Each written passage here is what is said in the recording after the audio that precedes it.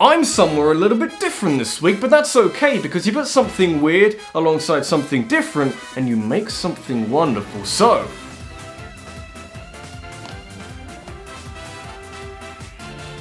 oh yeah! All the best things have come about from putting two things together that you wouldn't have anticipated working out. Like, have you tried pouring chili sauce over popcorn? It is life-changing. I imagine there comes a point when making video games that you feel restricted by what's laid out in front of you and need something a little extra to provide intellectual stimulation. Combining video game franchises either in one of their genres or on neutral territory can produce some spectacularly successful results. It can also seem like a fever dream sometimes. What I'm most interested in is where this goes beyond a simple cameo or the inclusion of an out-of-place minigame and becomes a full-on serious time crossover. Because there's an element of danger about that. There's every chance that people look at this combo plucked from the realms of fantasy and think, nah, just how weird can you make a crossover and still have people on board? That is the question. The answer may surprise you because everything else sure as hell did.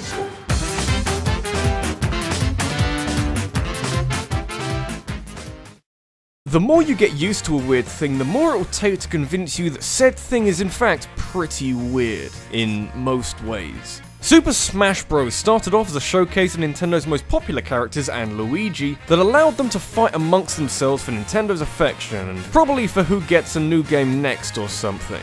We tend to forget the original N64 game if just because it was expanded upon so well 2 years later by Melee.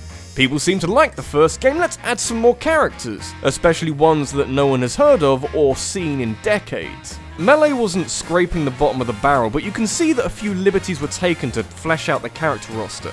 It's alright though, it still follows the rules of Smash Bros. They won't be breaking that anytime soon. Around the time of the new character reveal trailers to Smash Bros. 4, I tried to get a grasp of what Nintendo were using as rules to determine if a character is suitable for Smash Bros. I think it is just, if that character has been on a Nintendo console, they're probably okay for Smash Bros. And that's fine, you have to do this so that things don't get out of hand, because you probably won't like it if things get a little out of hand. So the next natural step when you're looking to expand on Melee's character roster is clones. But after that you start twisting the rules to suit what you want to do with a game like Brawl. That's why you've got characters like Sonic and Solid Snake fighting alongside regulars like they've been there the whole time. I remember seeing these reveal trailers back in the day and having it blow my tiny little mind. Little did I know that Nintendo had plans to go fucking bananas with Smash Bros for the next game. By the time Smash 4 came out, Nintendo had abandoned any rules they ever had for what characters could and couldn't be in Smash Bros. In came the likes of Mega Man, Pac-Man, and the Duck Hunt dog as a bit of a love letter to classic gaming, and also giving Mega Man something to do, but the DLC characters are just... I can't do. Ryu, Cloud, and Bayonetta. There are no rules anymore. We tend to overlook how weird this is because we're used to Smash Bros at this point, but this is some crazy nonsense. I have no idea what Nintendo would do for the next game, but I know we aren't prepared for it. You can only set the bar so high.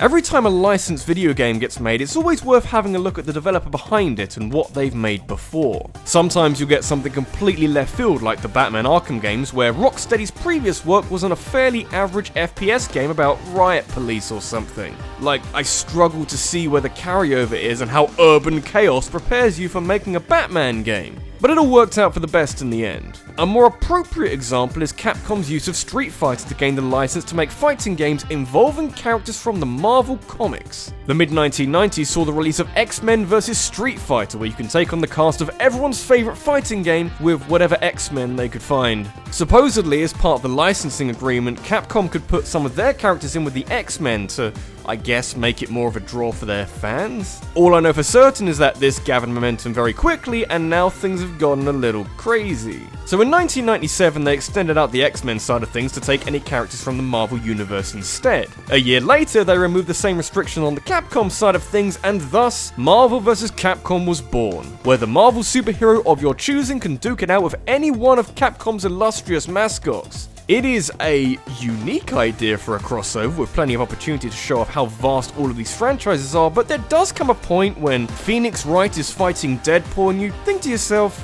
this is a really weird game. All of these games are pretty wacky as crossover games go, but I think I'll give the slot to Ultimate Marvel vs. Capcom 3, just because it has the largest variance of character, especially on the Capcom side, and because it's the game that made me sit up and take notice of what a strange concept this is. Of course I want Captain America to fight Chris Redfield. It's about time someone made that a video game. I'm sure from a purist point of view, Marvel vs. Capcom isn't quite up there with the fighting game greats, but it's fast and stupid enough to be quite a lot of fun, and that's kind of all I really need. Plus, all of these games do a far better job of representing their characters than Marvel vs. Capcom Infinite did at the start. Those faces are terrifying.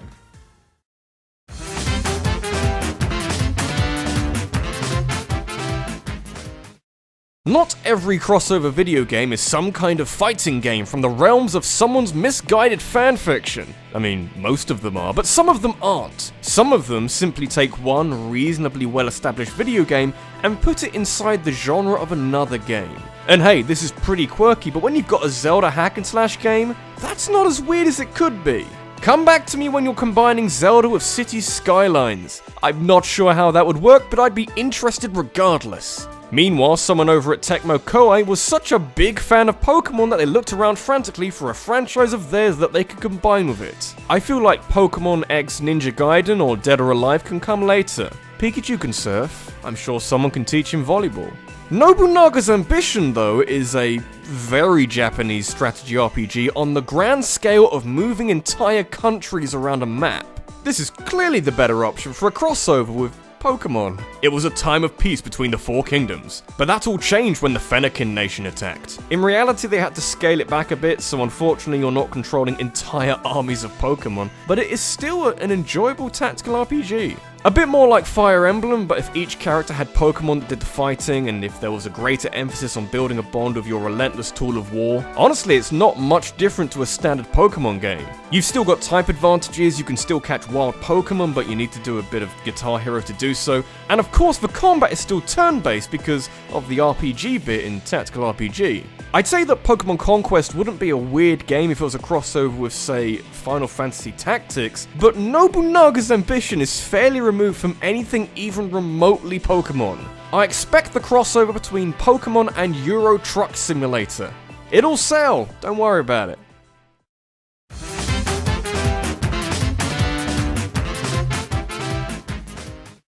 Anytime two franchises want to do a crossover and they want to make a video game together, the idea has to be pitched to one of them. Some poor soul has the unenviable task of trying to convince a room full of people that their crazy idea might not be so crazy. Sometimes both parties agree, even when the rest of the world doesn't. If you came into this video thinking that I wouldn't be talking about Mario and Rabbids Kingdom Battle, then you, sir or madam, are sorely mistaken. Putting Ubisoft's Rabbids alongside the most iconic video game character of them all produced quite a stir when it was leaked shortly before E3, and then showcased in reasonable detail at E3 for many reasons. You're putting Mario alongside polarizing characters who aren't at the peak of their popularity. You're putting him in a turn-based strategy RPG. You're giving him a gun. And you've also created a RabbidLuigi. Why would you ever do that? You could have named him anything, but he had to be called RabbidLuigi, didn't he? This is my legacy. I can't escape it. But what I like about this game is that it somehow works. I think what you've got here is a project that certain people at Ubisoft were really passionate about. And you can see in a lot of places their love for the project and respect for the Mario series. I can't get away from the fact that combining someone as quiet as Mario with characters as obnoxiously loud as the Rabbids is a recipe for all sorts of disaster. But honestly, I feel like they play off of each other quite well. It helps that the Rabbids are a bit more restrained than normal and that the core gameplay is significantly more fleshed out than anyone thought it would be. It's a hell of a feat that something that started off as a terrifying joke actually turned out to be a pretty good game. It had no right to be, but, you know, nice job everyone. Don't do it again.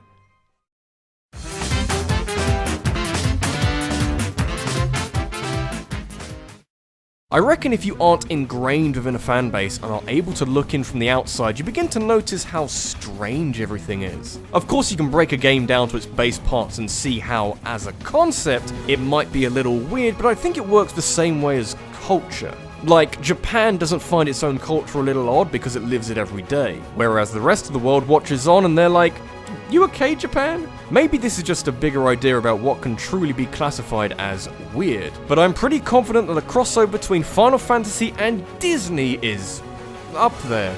And as someone who still hasn't played a Kingdom Hearts game, I feel like I can say that with assurance, since I'm sure playing these games gives everything a base on which it can build itself and context to make everything seem a little less random, but for a somewhat realistic video game crossover, you could not have picked two franchises that were further apart in tone and style. Disney built a tyrannical empire out of joyous cartoons that don't take themselves too seriously. Final Fantasy won the hearts and minds of people across the world for basically doing the opposite. You know, I can't remember too many plot details from Disney cartoons, but I don't think there were too many moments where a main character is impaled through the chest by a sword-wielding maniac.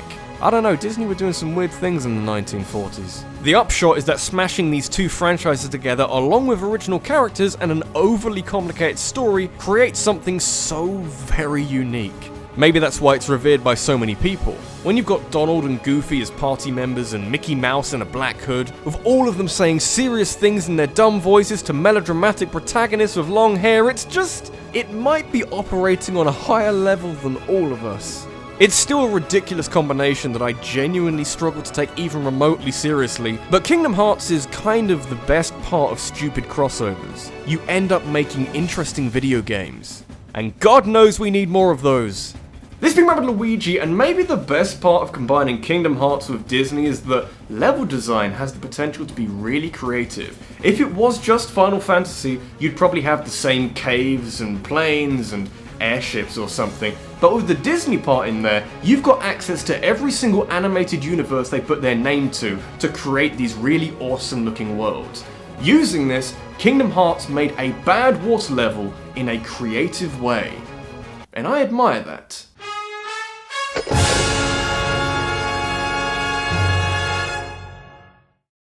Have you got an idea that you'd like me to turn into a countdown? Let me know in a comment down below, and make sure you check out my Twitter, where I'll be turning the best submissions into a poll where you can then decide the best topic. Thanks for watching, and I'll see you in the next one.